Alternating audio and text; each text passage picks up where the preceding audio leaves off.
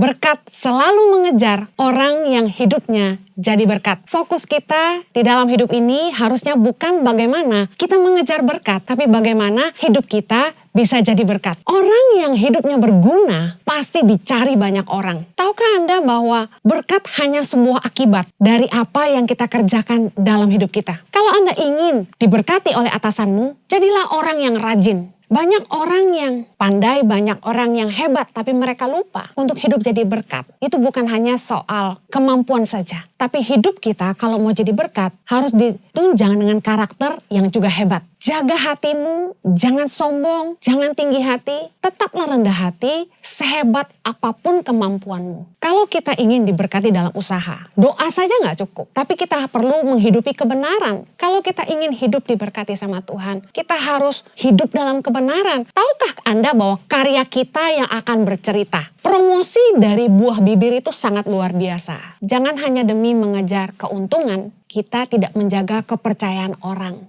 Orang yang menabur banyak pasti menuai banyak. Ternyata kunci dikejar berkat adalah kita tidak boleh berhenti menabur. Kalau kita mau diberkati Tuhan, lumbung-lumbung kita diisi penuh sampai melimpah-limpah. Kita harus muliakan Tuhan dengan harta kita. Dengan hasil pertama dari segala penghasilan kita. Orang tuh banyak yang gak mau nabur karena mereka takut untuk diri mereka sendiri kurang. Kalau kita ingin hidup kita jadi berkat, kita juga harus pandai mengelola keuangan. Karena uang itu selalu membuat orang merasa kurang. Bagaimana Anda bisa mengelola keuangan? Berkatalah cukup untuk dirimu sendiri supaya Anda bisa menyisihkan tabunganmu dan juga Anda masih bisa berbagi buat orang lain. Seberapa banyak pun berkat yang Tuhan berikan dalam hidup kita, kita harus bisa dipercaya untuk mengelola. Seberapa banyak pun harta kita, kalau kita tidak bisa mengelola pasti habis juga. Saya hari ini akan menyampaikan firman Tuhan tentang hidup dikejar berkat. Saya percaya bahwa semua orang ingin hidup diberkati. Tapi tahukah Anda bahwa berkat selalu mengejar orang yang hidupnya jadi berkat. Berkat selalu mengejar orang yang hidupnya jadi berkat. Fokus kita di dalam hidup ini harusnya bukan bagaimana kita mengejar berkat, tapi bagaimana hidup kita bisa jadi berkat. Orang yang hidupnya berguna pasti dicari banyak orang. Orang yang berkualitas pasti berani dibayar mahal. Tahukah Anda bahwa berkat hanya sebuah akibat dari apa yang kita kerjakan dalam hidup kita? Saya ingin mengencourage teman-teman yang bekerja, yang punya karir. Mari jadi berkat di dunia kerjamu. Tahukah Anda bahwa orang yang rajin itu memimpin dirinya sendiri? Amsal 10 ayat yang keempat berkata, tangan yang lamban membuat miskin, tetapi tangan orang rajin menjadikan kaya. Kalau Anda ingin hidup diberkati, ingat, berkat hanya akibat. Kalau Anda ingin jadi kaya atau hidup dalam diberkati dalam keuangan, pastikan Anda jadi orang yang rajin. Dimanapun Anda bekerja, bekerjalah dengan sungguh-sungguh.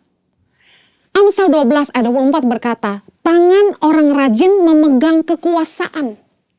Tetapi kemalasan mengakibatkan kerja paksa. Orang yang rajin itu punya inisiatif yang tinggi dan kemampuan memimpin dirinya sendiri. Setiap hari orang yang rajin itu punya target apa yang dia harus kerjakan hari itu dan apa yang harus dia selesaikan.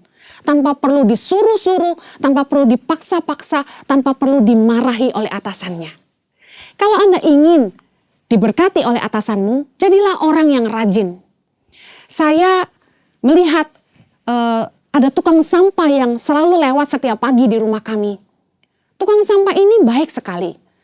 Dengan sopan dia selalu menekan bel pintu rumah supaya orang yang bekerja di rumah kami bisa mempersiapkan sampah-sampah untuk diturunkan ke bawah. Dan tidak hanya mengangkut sampah yang ada, dia merapikan dan membersihkan area sekitar tempat sampah kami. Melihat orang yang begitu rajin ini, saya memberitahu orang yang bekerja kepada kami untuk selalu memberikan uang paling tidak seminggu sekali kepada orang yang mengambil sampah di rumah kami dan membagikan sembako juga untuk dia. Kita sebagai orang senang memberkati orang yang rajin, apalagi Tuhan. Saudara, saya ingin encourage juga untuk orang-orang yang bekerja kepada orang lain, Anda yang kerja kepada orang. Sepandai-pandainya Anda, sehebat apapun Anda, ada yang paling penting yang Anda harus jaga, yaitu karakter Anda. Karakter kita yang menentukan kita ada di mana. Banyak orang yang pandai, banyak orang yang hebat, tapi mereka lupa untuk hidup jadi berkat. Itu bukan hanya soal kemampuan saja. Tapi hidup kita kalau mau jadi berkat harus ditunjang dengan karakter yang juga hebat. Mazmur 37 ayat yang ke-11 berkata begini, tetapi orang-orang yang rendah hati akan mewarisi negeri dan bergembira karena kesejahteraan yang berlimpah-limpah. Dalam bahasa Inggrisnya lebih jelas dikatakan begini, but the humble will inherit the land and will delight themselves in abundant prosperity. Orang yang rendah hati akan mewarisi negeri dan akan diberkati dalam kelimpahan. Kalau Anda ingin jadi orang yang diberkati, jaga hatimu, jangan sombong, jangan tinggi hati, tetaplah rendah hati sehebat apapun kemampuanmu. Bagi seorang atasan tidaklah nyaman, tidaklah merasa aman ketika harus mengangkat orang yang sekalipun dia hebat tetapi sombong. Satu kali saya pernah punya staf yang saya sangat percaya kepada orang ini, tetapi sayangnya karena dia tinggi hati, saya merasa tidak nyaman. Kalau kita ingin diberkati lebih, bukan hanya kita harus rajin, bukan hanya kita harus cerdas, bukan hanya kita harus mahir, punya keahlian, tapi dengar baik, kita harus jaga kerendahan hati. Berkat adalah akibat dari apapun yang kita bangun dalam hidup kita. Bagi Anda para pengusaha, kalau Anda ingin usaha Anda diberkati, Matius 7 ayat 12 merupakan standar dari bagaimana kita harusnya memperlakukan orang lain. Dalam dunia usaha, produk apapun yang kita buat tentu kita butuh orang lain untuk membelinya. Apa yang jadi standar dalam perusahaan Anda? Matius 7 ayat 12 mengatakan begini, segala sesuatu yang kamu kehendaki supaya orang perbuat kepadamu, perbuatlah demikian juga kepada mereka. Artinya gini, jangan jual yang Anda sendiri tidak mau beli. Jangan masak yang Anda sendiri tidak mau makan. Jangan buat yang Anda sendiri tidak mau pakai.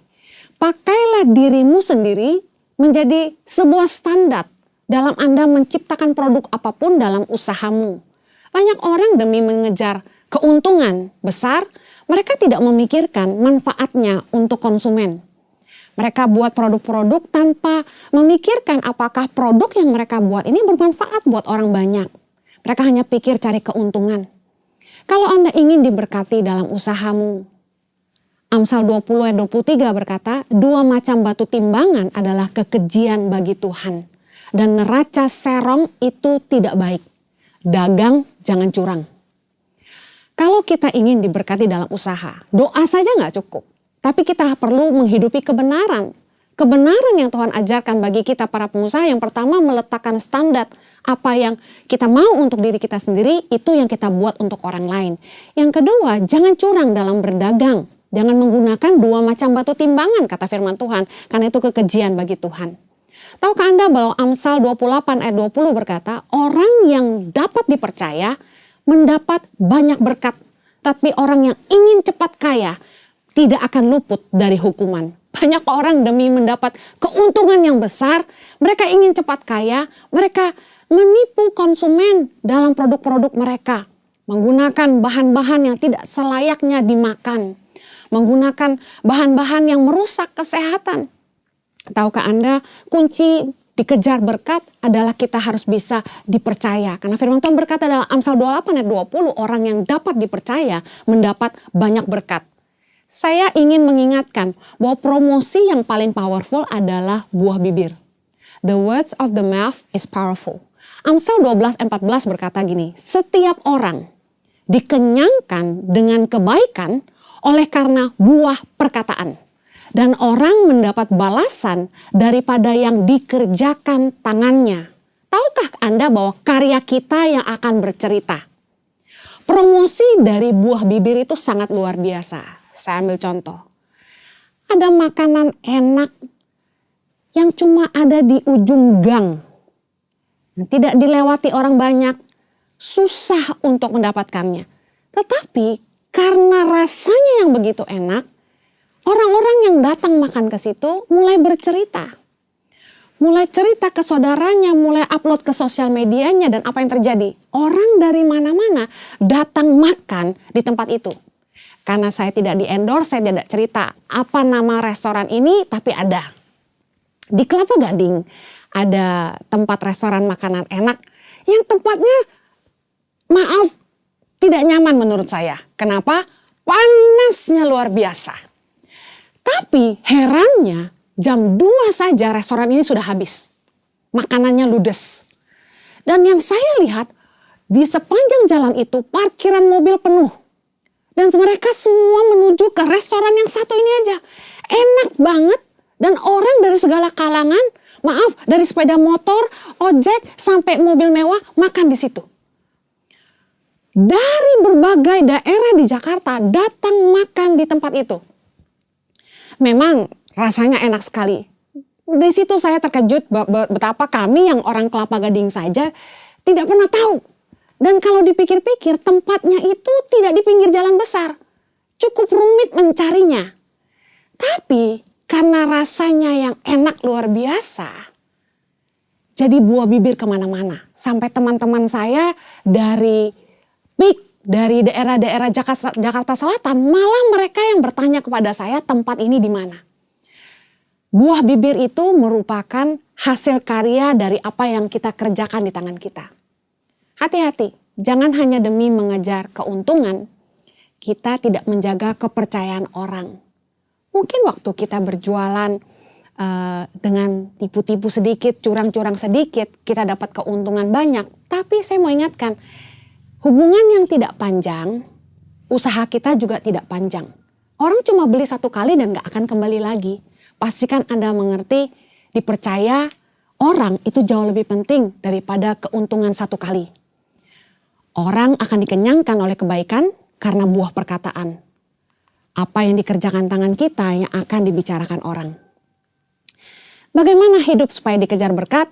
Saya ulang lagi, bagi Anda yang bekerja, pastikan Anda rajin, pastikan Anda bisa dipercaya. Bagi Anda yang berusaha, pastikan Anda jujur dalam usaha Anda, dan Anda juga sungguh-sungguh membangun usaha Anda dalam nilai-nilai kebenaran. Dan bagaimana selanjutnya? Bagaimana supaya hidup kita dikejar berkat? Orang yang menabur banyak pasti menuai banyak. Kita pernah dengar ini dari beberapa orang yang mengatakan, ya kalau mau nuai mercy harus nabur mercy. Kalau mau nuai rumah harus nabur rumah. Saya pikir, dasar mata duitan aja. Tapi ternyata betul. Orang yang menabur banyak pasti menuai banyak. 2 Korintus 9 ayat yang ke-6. Camkanlah ini. Orang yang menabur sedikit akan menuai sedikit juga. Dan orang yang menabur banyak akan menuai banyak juga. Hendaklah masing-masing memberikan menurut kerelaan hatinya, jangan dengan sedih hati atau karena paksaan, karena Allah mengasihi orang yang memberi dengan sukacita. Ayat ke-8, dan Allah sanggup melimpahkan segala kasih karunia kepada kamu, supaya kamu senantiasa berkecukupan di dalam segala sesuatu, dan malah berkelebihan di dalam pelbagai kebajikan. Ayat yang ke-9, seperti ada tertulis, ia membagi-bagikan, ia memberikan kepada orang miskin, kebenarannya tetap untuk selamanya. 2 Korintus 9 ayat yang ke-10, ini penting, ia yang menyediakan benih bagi penabur dan roti untuk dimakan. Ia juga yang akan menyediakan benih bagi kamu dan melipat gandakannya dan menumbuhkan buah-buah kebenaranmu. Kamu akan diperkaya dalam segala macam kemurahan hati yang membangkitkan syukur kepada Allah oleh karena kami. Ternyata kunci dikejar berkat adalah kita tidak boleh berhenti menabur.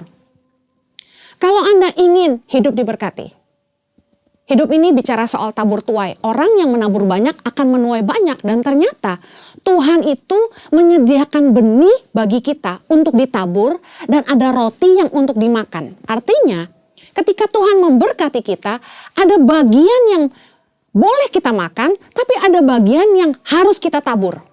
Saya baru mengerti bahwa ketika kita mampu memberkati orang lain di dalam hidup kita, itu bukan karena kita, tapi Allah melimpahkan segala kasih karunia-Nya kepada kita supaya kita senantiasa berkecukupan dalam segala sesuatu, malah berkelebihan dalam berbagai kebajikan Tuhan yang memberikan kemampuan untuk kita berbuat baik kepada orang lain. Saya ingin share kunci mujizat berkat yang tidak pernah habis dalam hidup kita. Yang pertama, Amsal 28 ayat ke-27. Dikatakan begini, siapa memberi kepada orang miskin tak akan berkekurangan, tetapi orang yang menutup matanya akan sangat dikutuki. Ayat ini menjelaskan kepada kita rahasia untuk menerima mujizat berkat yang tidak pernah habis. Janji firman Tuhan, kita tidak akan berkekurangan kalau kita memberi kepada orang miskin. Saya dan Jojo ngalami bagaimana ketika kami sungguh-sungguh menabur untuk orang-orang yang susah, Tuhan memberkati kami demikian rupa. Berkatnya nggak pernah habis, makanan di rumah kami nggak pernah berhenti mengalir. Betapa Tuhan sangat baik dalam hidup kami. Mazmur 34 ayat yang ke-9. Bagaimana kita diberkati dalam berkat yang tidak pernah habis? Takutlah akan Tuhan, hai orang-orangnya yang kudus, sebab tidak berkekurangan orang yang takut akan Dia.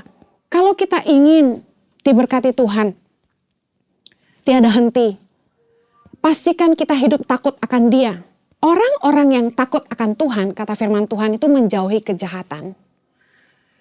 Hidup dalam kebenaran firman Tuhan, ikuti aturan main kebenaran firman Tuhan. Baik dalam bekerja, baik dalam berusaha, baik dalam berumah tangga, baik dalam memperlakukan orang lain dalam hidup kita. Pastikan kita hidup sesuai dengan firman. Kalau kita ingin hidup diberkati sama Tuhan, kita harus hidup dalam kebenaran. Matius 6 ayat 33 berkata, carilah dahulu kerajaan Allah dan kebenarannya, maka semuanya akan ditambahkan. Semua bicara soal semua yang kita butuhkan akan Tuhan tambahkan dalam hidup kita. Tapi di depannya dikatakan syaratnya kita harus mendahulukan kerajaan Allah dan kebenarannya. Hidup takut akan Tuhan, maka kita tidak akan pernah kekurangan. Jangan berbuat curang sama sesama, jangan berbuat jahat sama orang. Yang ketiga, kunci berkat yang tidak pernah habis adalah menabur untuk pekerjaan Tuhan. Amsal 3 ayat yang 9 berkata begini, muliakanlah Tuhan dengan hartamu dan dengan hasil pertama dari segala penghasilanmu. Ayat 10, maka lumbung-lumbungmu akan diisi penuh sampai melimpah-limpah dan bejana pemerahanmu akan meluap dengan air buah anggurnya. Luar biasa, firman Tuhan mengajar kita, kalau kita mau diberkati Tuhan, lumbung-lumbung kita diisi penuh sampai melimpah-limpah. Bejana pemerahan kita sampai meluap dengan air anggur. Artinya apapun yang kita kerjai disertai dan diberkati Tuhan sampai berkat itu begitu melimpah dalam hidup kita. Kita harus muliakan Tuhan dengan harta kita. Dengan hasil pertama dari segala penghasilan kita. Apa artinya? Nah, saya mendisiplin diri bersama dengan suami saya bahwa kami punya anggaran yang harus kami tabur setiap bulan. Dan dalam setiap berkat yang kami terima, ada yang kami tabur juga. Jadi tidak semua berkat kita terima lalu kita telan, tapi setiap berkat yang kami terima, ada yang kami tabur buat orang lain juga. Dan luar biasanya Tuhan itu keren, saya alami setiap kali saya tergerak memberkati, dan saya ingin menolong orang, saya tabur kanan dan kiri, tabur kanan dan kiri. Saya tidak pernah pikir apakah Tuhan akan membalas taburan saya. Tapi yang saya kaget adalah Tuhan mengembalikan setiap benih yang saya tabur. Saya sampai heran bagaimana Tuhan bisa mempercayakan di masa-masa sulit untuk kami menolong hidup begitu banyak orang. Dan yang lebih luar biasa, kalau dulu sebagai hamba Tuhan, saya pikir saya mungkin tidak akan mampu menghidupi orang tua saya. Tapi justru di masa-masa sulit ketika mama saya menghadapi kesulitan dalam usahanya, keluarga saya mengalami kesulitan dalam usahanya, saya dan Jojo pribadi mulai ambil komitmen memberkati orang tua sendiri, mulai memberkati orang tua kami, memberkati saudara-saudara kami. Tuhan memberikan pembelaan yang luar biasa. Tadi saya share, orang yang menabur banyak akan menuai banyak. Kami dibuat Tuhan terpesona. Sungguh-sungguh kami gak ikut peraturan yang dikatakan memberi hanya 10%. Kami beri semaksimal yang kami bisa. Kami gak pernah hitung-hitungan dalam memberi. Setiap kali kami tahu ada orang yang membutuhkan, kami bantu. Dan kami senang memberkati staf-staf kami. Dan Tuhan itu gak pernah tinggalkan kami. Pembelaan Tuhan nyata dari kanan kiri. Gak melulu berupa uang. Tapi luar biasa, rumah kami banjir makanan. Tentu yang paling berbahagia staf dan anak-anak asrama kami juga. Karena mereka pun kebagian jatah. Orang tuh banyak yang gak mau nabur. Karena mereka takut untuk diri mereka sendiri kurang. Padahal Amsal 11 ayat 24 berkata gini. Ada yang menyebar harta tetapi bertambah kaya. Ada yang menghemat secara luar biasa namun selalu berkekurangan. Saya ingin share satu kali. Waktu tahun 2013 saya dan Jojo mengalami di mana uang yayasan betul-betul pas-pasan. Dan pada saat itu kami sudah menolong sebuah pelayanan lain di Nabire, Papua selama 5 tahun. Dan ketika uang kami mulai menipis, saya bilang sama Jojo mungkin sudah waktunya kita selesai dengan mereka. Kita tidak usah support mereka lagi karena kita sendiri pun susah. Tapi ketika saya berniat menghentikan bantuan kami untuk pelayanan orang ini, Tuhan bilang sama saya gini, tabur untuk pelayanan orang lain. Dan apa yang terjadi ketika kami nabur untuk pelayanan orang lain di saat uang yayasan itu pas-pasan, Tuhan malah memberkati tangan pengharapan tiada henti sampai hari ini. Justru kita gak boleh takut nabur karena takut kurang. Karena ada orang yang menyebar harta tapi bertambah kaya. Orang yang menghemat secara luar biasa namun selalu berkekurangan. Kenapa? Karena kita harus percaya bahwa hukum tabur tuai. Orang yang menabur pasti menuai. Saudara, pundi yang terisi yang bisa terus memberi. Kalau kita ingin hidup kita jadi berkat, kita juga harus pandai mengelola keuangan. Kunci bebas dari kekurangan adalah pandai mengelola keuangan. Karena uang itu selalu membuat orang merasa kurang. Bagaimana Anda bisa mengelola keuangan? Berkatalah cukup untuk dirimu sendiri supaya Anda bisa menyisihkan tabunganmu dan juga Anda masih bisa berbagi buat orang lain. Amsal 21 ayat 20 berkata, harta yang indah dan minyak yang ada di kediaman orang bijak, tetapi orang yang bebal memboroskannya. Ada orang-orang yang berusaha menghemat dan menabung tapi dengan cara yang salah. Contoh, ada orang yang berpikir dengan menghemat, mereka kalau beli barang selalu cari yang paling murah. Padahal ketika Anda beli barang yang paling murah, justru Anda akan jadi boros pada akhirnya. Kenapa? Karena barang yang paling murah biasanya paling tidak berkualitas. Kualitas itu ada harganya. Bagaimana Anda bisa menghemat? Mari saya ingin share bagaimana saya menghidupi itu. Beli barang yang berkualitas di waktu yang pas. Yaitu kapan? Pada waktu sale. Di Australia itu ada musim-musim sale. Ada musim summer sale, ada winter sale, ada sale di hari Natal. Dan kami di Australia itu sudah tahu kapan sale terbesar. Dan biasanya orang-orang akan mulai menabung untuk belanja di waktu sale Natal. Karena itu yang betul-betul sale termurah. Barang-barang bisa sangat murah sekali, tapi barang-barang yang murah itu sangat berkualitas sekali. Belilah barang-barang berkualitas di waktu yang pas, yaitu ketika harganya mulai diskon.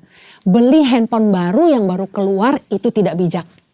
Karena ketika seri baru keluar lagi, yang tadinya terbaru itu sudah nggak ada harganya lagi. Belilah barang-barang yang Anda pasti butuhkan, Anda pasti pakai, lebih banyak di waktu yang sale. Karena pada akhirnya, pada anggaran tahunan, Anda akan jauh lebih menghemat. Seberapa banyak pun berkat yang Tuhan berikan dalam hidup kita, kita harus bisa dipercaya untuk mengelola. Seberapa banyak pun harta kita, kalau kita tidak bisa mengelola, pasti habis juga. Saya mau tutup khotbah saya dengan mengingatkan kepada setiap kita bahwa Tuhan adalah gembala kita yang baik. Mazmur 23 ayat yang pertama berkata gini, Tuhan adalah gembalaku, takkan kekurangan aku. Ayat 4 berkata, sekalipun aku berjalan dalam lembah kekelaman, aku tidak takut bahaya, sebab Engkau besertaku. Gadahmu dan tongkatmu, itulah yang menghibur aku. Engkau menyediakan hidangan bagiku di hadapan lawanku. Engkau mengurapi kepalaku dengan minyak, pialaku penuh melimpah. Kebajikan dan kemurahan belaka akan mengikuti aku seumur hidupku. Dan aku akan diam dalam rumah Tuhan sepanjang masa. Apapun keadaan Anda hari ini, jangan jadi lemah. Ekonomi sedang sulit, ekonomi sedang tidak menentu. Banyak Anda yang mungkin membutuhkan pekerjaan dan usahamu macet tidak jalan. Mari berserah kepada Tuhan. Mari hidupi firman Tuhan dan yakini bahwa Tuhan itu gembala yang baik. Sekalipun kita berjalan dalam lembah kekelaman, kita tidak perlu takut karena Tuhan beserta dengan kita.